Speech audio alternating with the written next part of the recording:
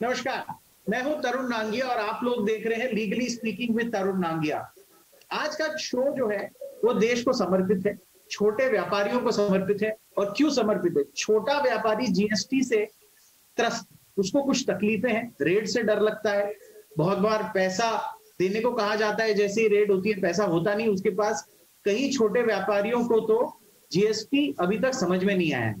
तो बड़े व्यापारी तो बहुत बड़े बड़े सीए रख सकते हैं। तो एक तरीके से वो इन तकलीफों को पैसा देकर के, क्योंकि जीएसटी के लिए अगर आप अच्छा सीए रखेंगे वो बहुत सारा आपकी तकलीफ ले लेता है। आप एक स्टेटमेंट साइन कर देते हो वो तकलीफ देख लेता है। बट जो एमएसएमई है वो क्या करेगा? और एक बात अच्छी है कि जो हमारी सरकार है उनका ध्यान अब एमएसएमई की तरफ आकर्षित हुआ है और एमएसएमई को मदद करने के लिए सरकार सोच रही है। तो आज का शो इन व्यापारियों को समर्पित है जो एमएसएमई चलाते हैं। और मेरे पास एक काफी अच्छा पैनल इस बात के लिए मेरे पास है डॉक्टर विजय कलंत्री, जो एक इंडस्ट्रियलिस्ट है। ये बड़ी बड़ी कंपनियां चलाते हैं बट एमएसएमई की नुमाइंदगी करते हैं एक इंडस्ट्री एसोसिएशन की। काफी साल से बिजनेस में है और पॉलिटिक्स में भी रहे हैं। तो आपका एक तरीके से स्वागत है आज के शो में डॉक्टर कलंत्री, आपने हमको अपना समय दिया। मेरे साथ हैं एडवोकेट विजय अग्रवाल, ये जीएसटी के बड़े बड़े मैटर्स लेते हैं। बाकी भी काफी सारे एनफोर्समेंट डायरेक्टरेट हो चाहे ऐसे मैटर्स से भी अवगत हैं जिसमें कभी कभी जीएसटी के वायलेशन की भी चीजें ये उठाते हैं और सरकार के साथ भी उठाते हैं। मेरे साथ है एडवोकेट गगन कुमार, कृष्णोमिक्स लीगल नाम की फर्म चलाते हैं, लॉयर हैं, जीएसटी के मैटर्स काफी सारे ये लेते हैं और काफी जो तकलीफें हैं उन पे वोकल हैं। तो एडवोकेट विजय अग्रवाल साहब, आपने हमको अपना समय दिया, इसके लिए मैं आपका शुक्रगुजार हूँ। गगन कुमार जी, आपने हमको एक तरीके से समय देके आप सब साथ में आ सके, इसलिए मैं आप सबका धन्यवाद करना चाहता हूँ। और शुरू करते हैं पहले सवाल से। डॉक्टर कलंत्री, आप finance minister Nirmala Sitharaman ma'am से मिले कल परसों, बाकी भी काफी मंत्रियों से मिले, आपकी वन ऑन वन मुलाकातें हुई हैं। क्या एक तरीके से आपने छोटे मंझोले उद्योगपतियों की तकलीफों को उनके साथ साझा किया? नहीं, मेरा सबसे पहले मुद्दा उनके साथ था कि एक सरल कानून होने चाहिए और उचित इम्प्लीमेंटेशन उनका होना चाहिए। कानून आपने बनाया है, अब आप जिस तरह से कानून इम्प्लीमेंट होता है, जिस लेवल पे होता है, वो उस कानून को मोड़ तोड़ के जैसे इम्प्लीमेंट करते हैं वो सही नहीं है। आपकी थिंकिंग में अलग है जब कानून बनाते हो, मगर जो इम्प्लीमेंट करता है उसकी थिंकिंग अलग है और जिसके लिए आपने बनाया उनको अलग समझ आती है। तो कानून इतने सरल बनाओ और अच्छे बनाओ ताकि देश में एक तो ज्यादा व्यापार बढ़े, व्यापार बढ़ेगा तो एम्प्लॉयमेंट बढ़ेगा, एम्प्लॉयमेंट बढ़ेगा तो मध्यम वर्ग के जो अपने स्मॉल इंडस्ट्री और मध्यम वर्ग के इंडस्ट्री है उनको फायदा होगा, लघु उद्योग को फायदा होगा। और दूसरा कि देश में उन्नति होगी, कलेक्शन भी आपका अच्छा होगा। और जितने आप कॉम्प्लिकेटेड लॉ बनाएंगे या ऐसे लॉ बनाएंगे जो समझ में नहीं आए, तो उससे खाली तकलीफें ज्यादा बढ़ेगी, दिक्कतें बढ़ेगी और आपके पास हम घड़ी घड़ी आते रहेंगे दिक्कतें लेके। तो आपका इंटेंशन वो नहीं है, आपका इंटेंशन है कि सरल कानून हो। आपकी थिंकिंग भी है कि उद्योग बढ़े, एम्प्लॉयमेंट बढ़े, क्योंकि आज एम्प्लॉयमेंट बहुत बड़ी जरूरत है देश में। तो अभी आप जीएसटी कानून पे जो बता रहे हैं, तो गुड्स एंड सर्विसेज टैक्स, मैंने कहा इस पे एक तो जो दर है वो ठीक होनी चाहिए, क्योंकि 28% दर ज्यादा है और कई 18% भी, मतलब लोगों को दिक्कतें होती है। और दूसरे इसके जो लॉ सिंप्लीफाई होने चाहिए, इसमें कई प्रोविजन है जिसको रेस्टल होना जरूरी है। सिंप्लीफिकेशन होना, रेस्टल बनाना, ये आपके हाथ में है। मगर कई बार नीचे लेवल पे, ऑफिसर लेवल पे नहीं चाहते वो लोग कि इतना सिंपल बने, क्योंकि बोलते कि इतना सिंपल बना दोगे, ये बना दोगे, इसमें क्रिमिनल प्रोविजन नहीं होगा, ये नहीं होगा, तो कलेक्शन नहीं आएगा, रेवेन्यू नहीं आएगा, तो डरा देते हैं। देखो ये साल रेवेन्यू कम हो गया तो इसमें और ये 2 प्रोविजन डालो, क्रिमिनल स्ट्रिक्ट होने चाहिए, उससे नहीं होता है। क्या आपने क्रिमिनल प्रोविजन की अच्छी बात करी गगन कुमार जी, ये क्रिमिनल प्रोविजन जो अरेस्ट पावर होने चाहिए, क्या टैक्स में अरेस्ट पावर की जरूरत है जीएसटी इंटेलिजेंस को? देखिए, होता क्या है कि जब भी किसी भी कानून का दुरुपयोग होता है तो सरकार हमेशा से रहा है कि सरकारें कुछ कुछ डरावने प्रोविजन लाती है, लेकिन जीएसटी में क्या हो गया है कि सिर्फ शक के ऊपर, अगर सरकार को शक है कि 5 करोड़ से ऊपर का कर की चोरी हो रही है, तो वो उसको अरेस्ट कर सकते हैं। अगर सीधी भाषा में बोला जाए तो आजकल व्यापारी को टैक्स से डर नहीं लगता, अफसर से डर लगता है। तो जो समय, आई थिंक पहले जो नियम था कि जब तक टैक्स का असेसमेंट ना हो जाए, उसकी डिमांड ना निकल जाए और टैक्स इवेजन एस्टेब्लिश ना हो जाए, साबित ना हो जाए, तब तक उसको अरेस्ट ना करा जाए। लेकिन अभी ये जो चूंकि अरेस्ट की जो पावर है एक अफसर के पास, उसके दुरुपयोग की संभावना बहुत बढ़ जाती है। ये बात नहीं है कि टैक्स की चोरी एक सही बात है, बिल्कुल गलत बात है, लेकिन उसको आपको अब आज की डेट में भी आप देखिए कि 4 साल हो गए इस नियम को, इस कानून को आए हुए। बहुत से लोगों को अरेस्ट करा गया, बहुत से लोगों पे प्रोसिक्यूशन शुरू करा गया, लेकिन कंप्लीट कितने हुए, सजा कितने की फाइनली हुई, वो अभी भी मुद्दा है। तो फायदा क्या अगर हम सजा ही नहीं दिला पा रहे और बाद में अगर वो छूट रहे हैं किसी भी ग्राउंड पे, चाहे वो टेक्निकल ग्राउंड है या फैक्चुअल ग्राउंड है, तो अरेस्ट करके उस व्यापारी का बिजनेस खत्म करना, उसकी रेपुटेशन खत्म करना, उसकी गुडविल खत्म करना, वो तो जायज नहीं है। क्योंकि जैसा कलंत्री साहब ने भी कहा, जॉब क्रिएशन बहुत इंपॉर्टेंट चीज है, और बड़ी कंपनियां जिस तरीके से बड़ी हो रही हैं, वो आर्टिफिशियल इंटेलिजेंस ला रही हैं, वहां एक्चुअली जॉब कम हो रहा है। तो ये जो छोटा उद्योग है, यही जॉब को सपोर्ट दे रहा है, और हमारे यहाँ अनस्किल्ड लेबर बहुत ज्यादा है, उसको सबसे ज्यादा एब्जॉर्ब छोटा उद्योग ही करता है। तो अगर वो उनको हम इस तरीके से डरा करके और उनको हम नौकरी की तरफ धकेल देंगे, तो वो एक्चुअली नौकरी ढूंढने वाले बन जाएंगे बजाय के नौकरी देने वाले। आप सही कह रहे हैं। इसी बात को लेकर मैं एडवोकेट विजय अग्रवाल से पूछना चाहूंगा, क्या डर है व्यापारियों में आजकल जीएसटी को लेकर? करण जी, टैक्स इकट्ठा करना चाहिए था, अब टैक्स वसूला जा रहा है। तो ये बिल्कुल जिसे कहते हैं डंडा इकोनॉमी बन गई है, और ये टैक्स वसूला जा रहा है और अरेस्ट का डर दिखा के वसूला जा रहा है। क्योंकि जो जैसा कि अभी गगन जी ने बताया कि 5 करोड़ की लायबिलिटी पहले फिक्स हो गई, एडजुडिकेट हो गई, और अगर आप उसकी अपील में जाते हैं तो आप 10% जमा कराइए, आप अपील में जा सकते हैं। तो अभी अपील नहीं हुई, अभी टैक्स डिटरमिन नहीं हुआ, शक की बिना पर कि इन्होंने 5 करोड़ से ऊपर का टैक्स इवेजन किया है, लोगों को अरेस्ट किया जा रहा है।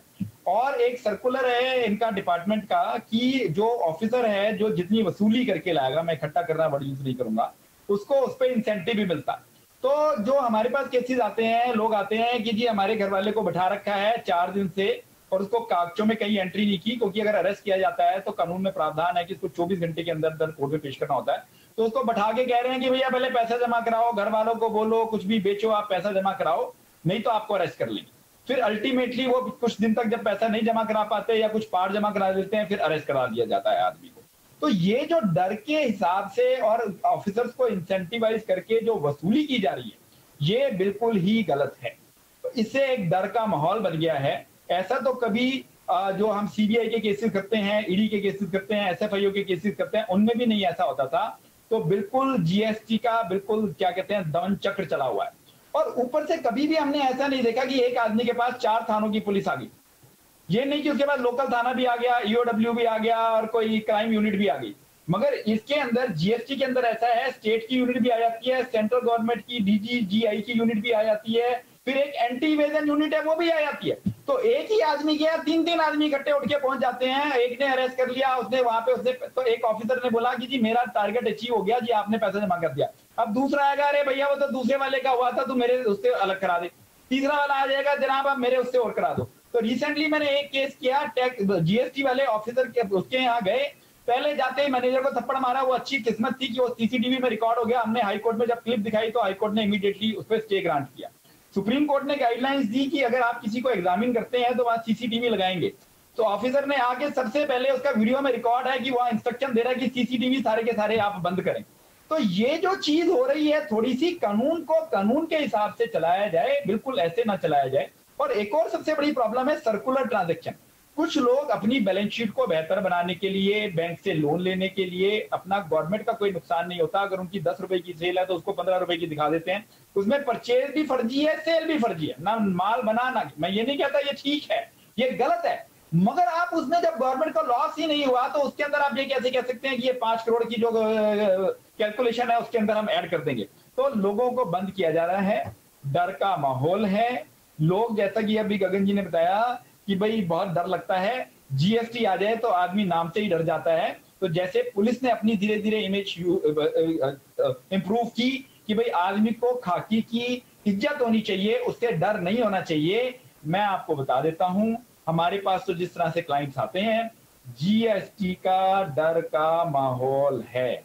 अगर हम कोर्ट में लीगल पॉइंट लेते हैं तो क्लाइंट सबसे पहले कहता है कि अरे विजय जी आप जीएसटी वालों की गलती निकाल रहे हो, उनकी लीगल कमियां बता रहे हो, कल को जीएसटी वाले नाराज तो नहीं हो जाएंगे और मेरे घर वालों को तो अरेस्ट नहीं कर लेंगे। अभी एक ही आदमी को अरेस्ट किया है, एक बार 3 भाई आए तो मैंने कहा इसे ऑफिसर ने ये गलती की है, आपको अनऑफिशियली बैठाया, तो मैं कोर्ट में एप्लीकेशन लगा रहा हूँ उसका मोबाइल डेटा रिकॉर्ड सीज करने का और आपका मोबाइल रिकॉर्ड सीज करने का, ताकि पता चल जाएगा कि आपकी सेल साइट लोकेशन एक ही जगह की है 3 दिन की, तो उसने अनऑफिशियली 3 दिन रखा है। तो बाकी दोनों भाई बोले अरे विजय जी आप तो एप्लीकेशन लगा दोगे, हम दोनों भाइयों को भी नाम है, हम और बंद हो जाएंगे। तो ये बहुत ज्यादा जो एक डर का माहौल है ये बहुत ज्यादा है इस टाइम। ये आपने अच्छे कुछ 3-4 पॉइंट्स लोगों के साथ साझा किए। मुझे लगता है लोगों को इस तरीके से आपने अवगत भी कराया कि इससे बचा कैसे जाए, क्योंकि आप जो कह रहे हैं कि बिना अरेस्ट दिखाए अगर 3 दिन रखा जाता है तो ये एक डरने वाली स्थिति है। गगन कुमार जी, आपके एक्सपीरियंस में भी ऐसा हुआ है क्या कि अरेस्ट करके अरेस्ट बाद में दिखाते हैं या 3-4 एजेंसियां आ जाती हैं एक साथ, स्टेट सेंटर? तो मेरे एक्सपीरियंस में ऐसा जरूर हुआ है कि एक बार सेंट्रल जीएसटी की टीम आ गई, उनके जाते ही स्टेट जीएसटी की टीम आ गई। तो जैसा विजय जी ने कहा कि भाई टैक्स तो एक ही बार देना है, वो तो अब एडमिनिस्ट्रेशन का इशू है कि वो स्टेट से गवर्न होना है या सेंट्रल से होना है। लेकिन इसमें एक जो बड़ी बात और है कि कानून की ये मंशा नहीं थी, जब जीएसटी लाया गया था तो ये मंशा नहीं थी। तो कहीं ये क्या ऐसा हो रहा है कि अफसर ही कानून को अपने हाथ में ले रहे हैं? तो क्या जो अगर एक तरफ तो उद्देश्य ये था कि भाई इस कर को इतना सरल कर दिया जाए कि जो व्यापारी वर्ग है उनके लिए लागत ना बने और उसकी वजह से वो कम कीमतों पे अपना माल बेच सके और उपभोक्ता को पूरा उसका फायदा मिले। लेकिन अभी जिस तरीके से ये इम्प्लीमेंट हो रहा है कई जगह पे, उससे क्या हो रहा है कि व्यापारी व्यापार करने से थोड़ा बच रहा है। और अब क्या है कि या तो आप रजिस्ट्रेशन ही ना लें, कच्चे का व्यापार करें और बढ़िया से जिए। लेकिन वो कच्चे का व्यापार खत्म करने के लिए तो 2014 से मुहिम शुरू हुई थी। पहले जनधन योजना आई, फिर 2016 में डिमोनेटाइजेशन आया और 2017 में जीएसटी आ गया। उद्देश्य तो यही था कि कच्चे का व्यापार खत्म हो और ताकि हमारा टैक्स बेस बढ़े, लोगों का ओवरऑल टैक्स रेट कम हो और सरकार जो है स्मूथली चले। लेकिन आई थिंक कहीं ना कहीं इस चीजों को सरकार को देखना होगा कि जो अधिकार दे रखे हैं अभी, स्पेशली जो अरेस्ट के, उनको एक बार से दोबारा देखने की जरूरत है। मैं डॉक्टर विजय कलंत्री के पास जाना चाहूंगा। डॉक्टर कलंत्री, पहले ऐसा कहा जाता था, किसी समय में मैंने सुना था कि हमारे देश में एक तरीके से इकोनॉमिक रिसेशन कभी नहीं आ सकता, क्योंकि जितने आंकड़े हैं वो ऑफिशियल इकोनॉमी के हैं और अनऑफिशियल इकोनॉमी है जो वो कच्चे की वो ज्यादा बड़ी है। तो रिसेशन इस देश में नहीं आ सकता, कैश इकोनॉमी चलती रहती है। बड़े बड़े देशों में, अमेरिका में रिसेशन आता है, सब कुछ रिकॉर्डेड है, यहाँ सब अनरिकॉर्डेड है। अब सरकार ने मुहिम चलाई है कि सबको रिकॉर्ड पर लाया जाए और उस प्रोसेस में कुछ बिजनेस जो छोटे हैं उनको बड़ी तकलीफ। क्या ये स्लैब्स कम करने की जरूरत है कि 28% भी है, 18 भी है, 12 भी है, 5 भी है और 0 भी है? क्या ऐसा होना चाहिए कि सिर्फ 12% या 0 हो? एक मेरिट रेट है, एक डीमेरिट रेट है। क्या ये अगर होगा तो इससे चीजें बेहतर होंगी? मैं कहता हूँ कि 2 स्लैब हो सकते हैं, क्योंकि जो छोटे व्यापारी को एक 5% का स्लैब इन्होंने बनाया है, वो अच्छा है। छोटी रेस्टोरेंट, छोटे व्यापारी के एक 5% का। क्योंकि एक चीज हमको जरूर देखना चाहिए कि हिंदुस्तान की इकोनॉमी और दूसरे वर्ल्ड की इकोनॉमी एक अलग अलग। आज यूएस की इकोनॉमी देखो, हमको ये देखना चाहिए कि हमारी इकोनॉमी कैसी है और हम इकोनॉमी में क्या सिस्टम फिट होता है। कॉपी करना बहुत इजी है, हम लोग ये जो फॉरेन लॉज कॉपी करते हैं वो इम्प्लीमेंट तो कर नहीं पाते हैं ऐसी चीज। उनके जो लॉज है उसमें इम्प्लीमेंटेशन एक अलग तरीके से होता है, हम उसको अलग तरीके से इम्प्लीमेंट करते हैं। तो वी आर ओपन माइंड से तो करते नहीं है, उनके यहाँ जो सिस्टम होता है तो बराबर फॉलो होता है। आप देखिए अमेरिका में बहुत सिंपल लॉ है जो कॉमन मैन भी अंडरस्टैंड कर सकता है, टैक्स लॉज, मगर यहाँ ऐसा नहीं है। तो 2 स्लैब रखो, 5%, 12%, 28% का आपको चाहिए तो अल्कोहल और उसके लिए रख लो, टोबैको के लिए, वो बाकी छोड़ दीजिए आप। तो स्लैब्स कम होंगे तो मेरे कलीग से पहले कहा कि वो इम्प्लीमेंटेशन और इजी होगा, आसान होगा और इवन कैलकुलेशन अच्छा होगा। आप अच्छी बात। दूसरा आप क्रिमिनल ऑफेंसेस हर जगह पे प्रोविजंस बन रहा है। ऐसा कहिए कि रेगुलर ऑफेंडर हो कि 3 बार 4 बार आपने इवेजन में पकड़ा या 3 बार पकड़ा तो आप शायद उस लाइन पे बोल सकते हो क्रिमिनल प्रोविजन कर सकते। मगर कई बार जब लॉ इंप्लीमेंट हुआ था तो मेरे दोनों एडवोकेट साहब को तो पता ही होगा कि हमको सीए भी नहीं मिलते थे ऐसे कि जो रिटर्न फाइल कर सके हमारा, पहले 1-2 साल तो। और वो इतने बिजी होते थे, कुछ जो जानते थे लॉ को, जीएसटी को, कि वो मिलना ही नहीं आते थे हमारे पास। इसलिए तो गवर्नमेंट ने फिर टाइम एक्सटेंड किया हमको फाइलिंग का। तो वो लॉ भी तो अंडरस्टैंड करे जो करे। आज अग्रवाल साहब को मैं केस क्यों जाता हूँ, क्योंकि मैंने लॉ जानते हैं, गगन कुमार कानून जानते हैं। बाकी दूसरे एडवोकेट बोले GST sir I study before I take up your case. तो you have to see that implementation easy हो ताकि कानून इम्प्लीमेंट हो, जो टैक्स पेयर है वो अच्छी तरह से आ सके। अब कई बार मैंने सोचा कि मेरे को सीए ही नहीं रहा है फाइल करने का, तो रिटर्न ही मत फाइल करो, छोड़ो भी, जो होगा होगा, क्या करेंगे। तो वो भी हो जाता है ना तकलीफ। फिर आप बोलोगे मैं इवेडर हूँ, अरे पर इवेडर क्या हो, मुझे आदमी नहीं मिल रहा रिटर्न फाइल करने को, मैं तो समझता ही नहीं। सही बात कर रहे हैं। मुझे याद आ रहा है मेरे कोई एक शो में गगन कुमार जी ने बात की, छोटे शहरों में तो सीए नहीं मिलते। गगन कुमार जी क्या सच बात है, छोटे शहरों में सीए नहीं मिलते जीएसटी के लिए? जैसे कलंत्री जी ने कहा कि ज्यादातर चार्टर्ड अकाउंटेंट प्रैक्टिस के लिए बड़े शहरों में आते हैं क्योंकि वहां फीस अच्छी मिलती है। छोटे शहरों में जो चार्टर्ड अकाउंटेंट है या कोई भी प्रोफेशनल है वो बहुत कम है। एक तो कम है और दूसरे क्योंकि व्यापार कम है तो उनका एक्सपोजर भी कम रहता है उसमें। वहां जैसा अभी कलंत्री जी ने कहा कि अगर मैं टैक्स में कोई टेक्निकल भी चूक कर जाता हूं तो मेरे पे लेबल लग जाता है टैक्स इवेडर का, टैक्स चोर का। वो ठीक नहीं है। 96 से 97% जनता टैक्स ईमानदारी से देना चाहती है और देती है, लेकिन 2 या 3% लोगों की वजह से कानून को इतना भयानक ना बनाया जाए कि जो 96% आदमी है वो डर जाए। दूसरा, ये जो इस तरीके के अगर आप टैक्स रेट की दरों की बात करें तो मेरा पर्सनल विचार ये है कि सिर्फ एक दर होनी चाहिए क्योंकि वो सिंपल रहेगा। बिल्कुल ज्यादा दर रखने का उद्देश्य ये होता है कि जो आप जो उत्पाद है, शराब हो गया, तंबाकू हो गया, ये लोग इसका ना करें। लेकिन हमने देखा है जब जब लॉकडाउन अनाउंस हुआ है टैक्स रेट से कोई फर्क नहीं पड़ता, सबसे ज्यादा भीड़ वहीं लगी होती है। तो अगर ज्यादा टैक्स रेट दे करके मर्सिडीज बिकती है तो बिकने दीजिए, क्योंकि उसकी जो सप्लाई चेन है, उसके जो स्पेयर पार्ट बनाने वाली फैक्ट्री है, उनमें तो जॉब क्रिएशन होगा, डिमांड बढ़ेगी। तो टैक्स रेट अगर एक रहेगा तो इसमें जो लीकेज होगा वो कम हो जाएगा, एडमिनिस्ट्रेटिव कॉस्ट कम हो जाएगी, टैक्स इकट्ठा करने की लागत कम हो जाएगी। बहुत अच्छी बात की कि मर्सिडीज को हम इस देश में हर चीज को, कार को लग्जरी मान लिया जाता है, जो दूसरे देशों में नेसेसिटी, हम उन सबको लग्जरी बना के बैठे हुए। कोई आदमी एयर कंडीशन को लग्जरी मान रहे हैं, एयर कंडीशन को लग्जरी मान रहे हैं, मतलब जो बेसिक नेसेसिटी है।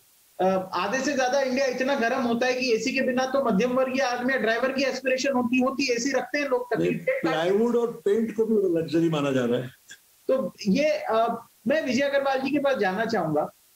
उद्योगपतियों की एक तरीके से दिक्कत है, नौकरियां भी दो, टैक्स भी दो और गालियां भी खाओ।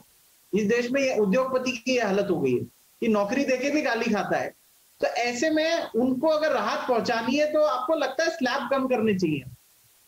स्लैब भी कम करने चाहिए और गाली नहीं खाता, जेल जाता है।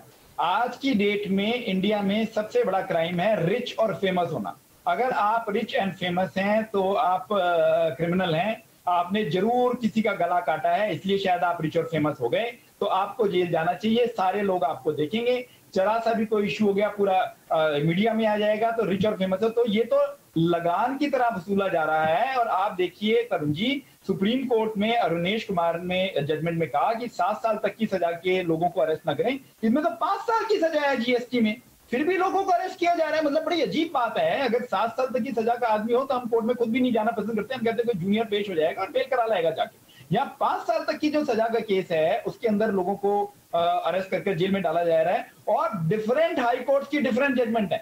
तेलंगाना हाई कोर्ट का व्यू अलग है, Punjab and Haryana high court का व्यू अलग है, दिल्ली हाई कोर्ट का व्यू अलग है, मुंबई हाई कोर्ट का व्यू अलग है। तो उससे और भी ज्यादा कंफ्यूजन क्रिएट हो गया है। तो डिफरेंट हाई कोर्ट का व्यू डिफरेंट आ रहा है, तो इस वजह से भी एक ज्यादा कंफ्यूजन क्रिएट हो गया है। तो जैसे कलंतरी जी ने कहा कि लॉ सिंप्लीफाई करना है और फिर उसकी एक इंटरप्रिटेशन भी हो जाए, तो या तो सुप्रीम कोर्ट इंटरवीन करके कि एक बार अभी एक 3 जजेस बेंच केसेस ले रही है इसके सारे जीएसटी के सारे एस्पेक्ट्स को डील करने के लिए अभी रिसेंटली। तो हम एक्सपेक्ट करते हैं कि 2 मंथ्स में कम से कम ये जो डिफरेंट हाई कोर्ट्स की डिफरेंट इंटरप्रिटेशन आ रही है ये बंद हो जाए।